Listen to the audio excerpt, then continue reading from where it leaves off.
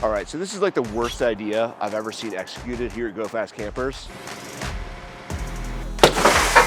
This is a terrible, terrible idea. That's a fun idea.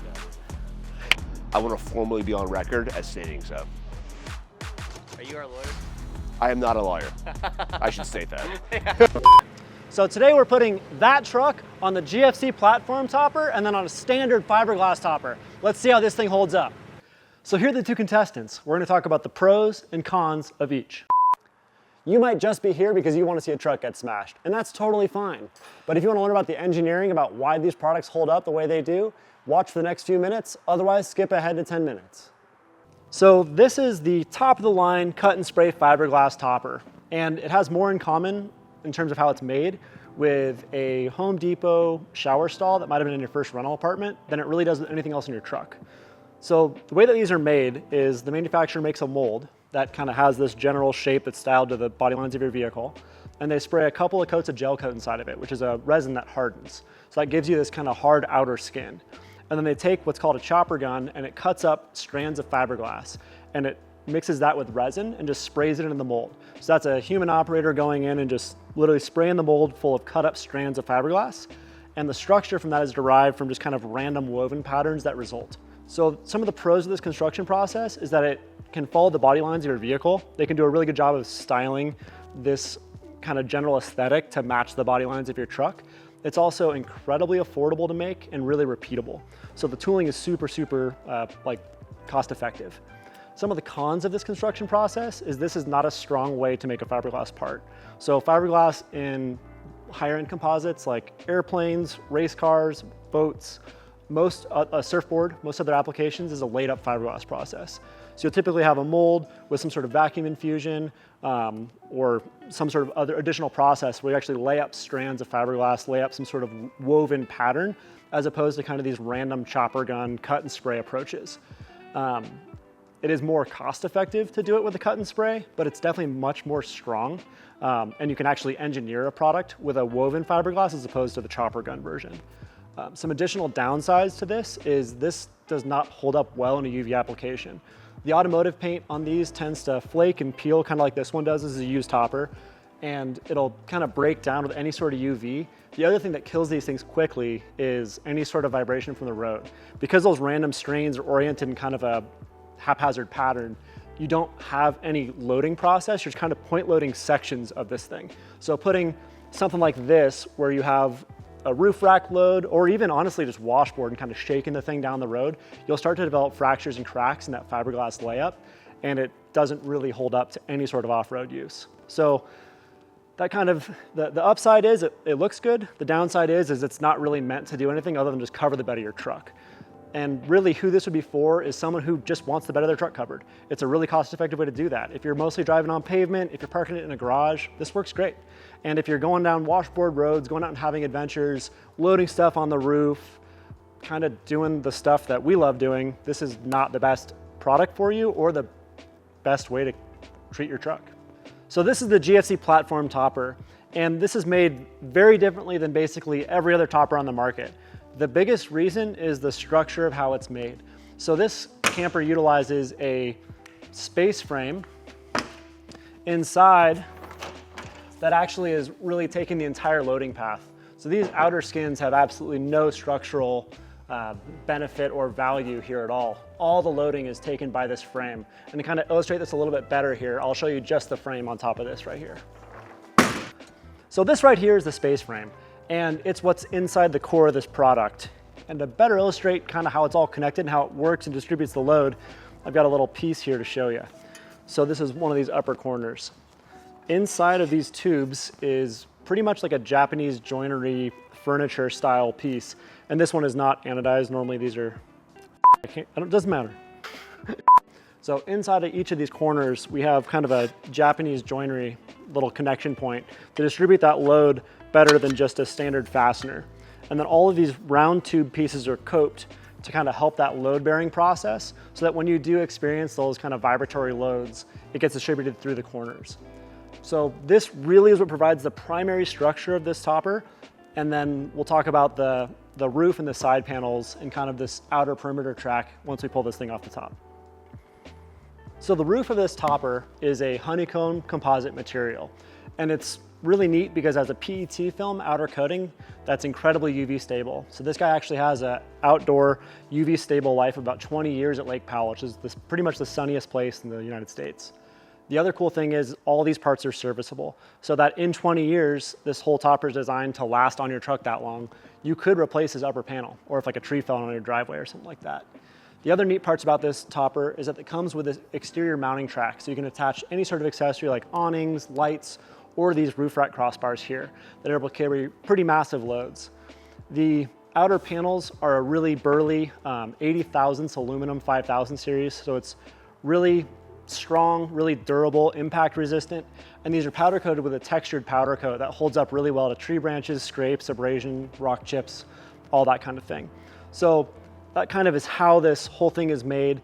It is surprisingly light for what it is. So this thing weighs less than most fiberglass toppers on the market. It's about 140 pounds and incredibly strong. So the pros of this product are it's incredibly durable, really tough, it's indefinitely serviceable, so you can repair it and take care of it. It'll last longer than the truck it's going on, and we designed it to where even if you get into an accident, you can keep it going. And before I forget, let's talk about how these things mount to your truck bed. This is one of the biggest pain points in all of toppers. So this is how we mount this to your truck bed. It's got a big billet radius mount that bolts into the tube structure and then uses this powder coated steel clamp and a bunch of coated grade 8 fasteners that tie into your truck bed. It's super burly. This is how a normal topper mounts to your truck bed. So while this will hold it on your truck in any sort of fatigue environment, which one is going to hold up better? This will fail. This will fail in any sort of off-road environment, and having the topper fall off your truck is probably the easiest way to kill it.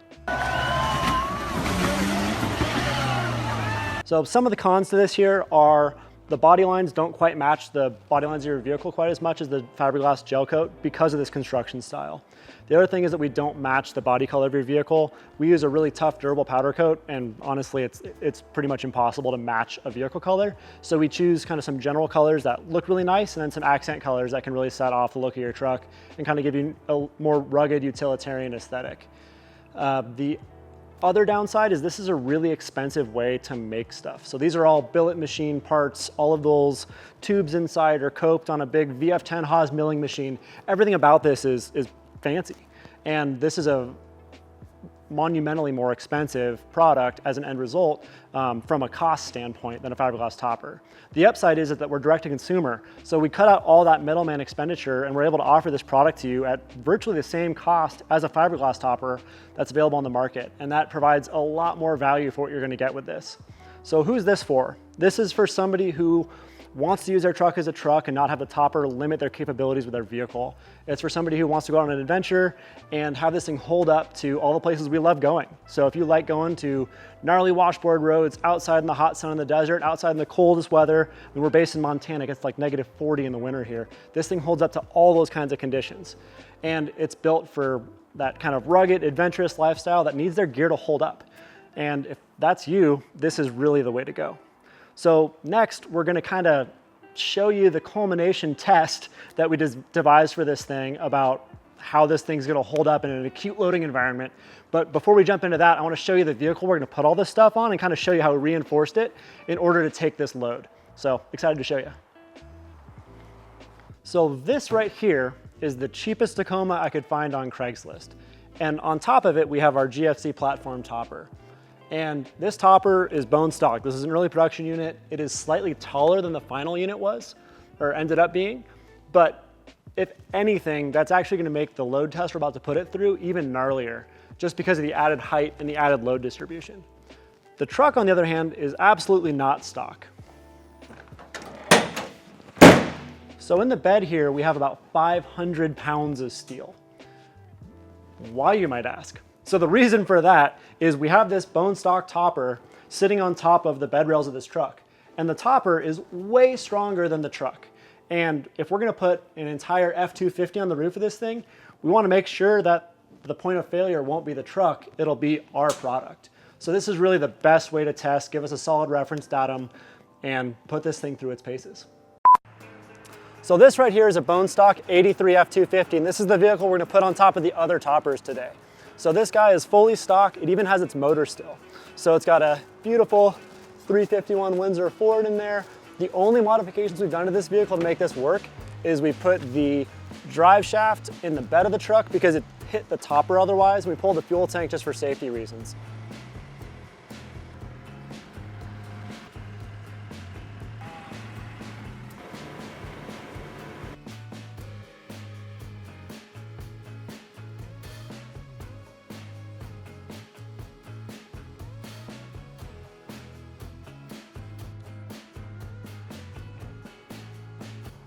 So as you can see here, the GFC Platform Topper is holding up great to this kind of load. And really what's enabling that is the space frame we showed you earlier. So all that diagonal bracing is really distributing the load from the top down to the bottom, down to that fabricated steel bed that you saw before. Next up is the fiberglass topper, and we'll see how that holds up.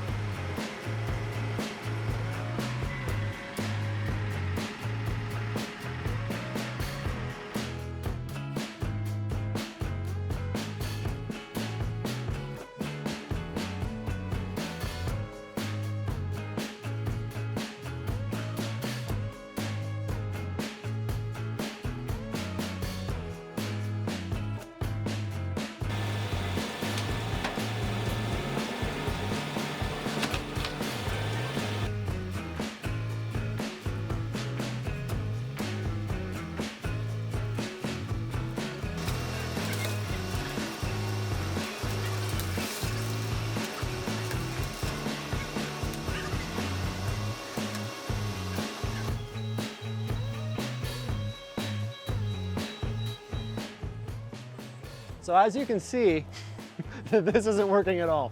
So the roof is totally caved in, the right side is failed, and that Yakima rack is about to break. So I think we'll just give it a little bit of time and see what happens. The old girl is struggling. So this is a super dangerous situation. So this is really half failed, it's starting to buckle, and honestly, it almost looks like that glass is holding up the majority of that load. So we might just like throw a brick at it. So we just tried to break the window, but really it's the aluminum frame that's holding it up. The entire roof line is collapsed, and now it's the Yakima crossbar sitting on the aluminum extrusion frame. This thing's about to buckle. It's gonna fail pretty comprehensively here. It's probably gonna tilt this way and then ideally that way, but I'm not gonna stand any closer to it than I have to. Right on.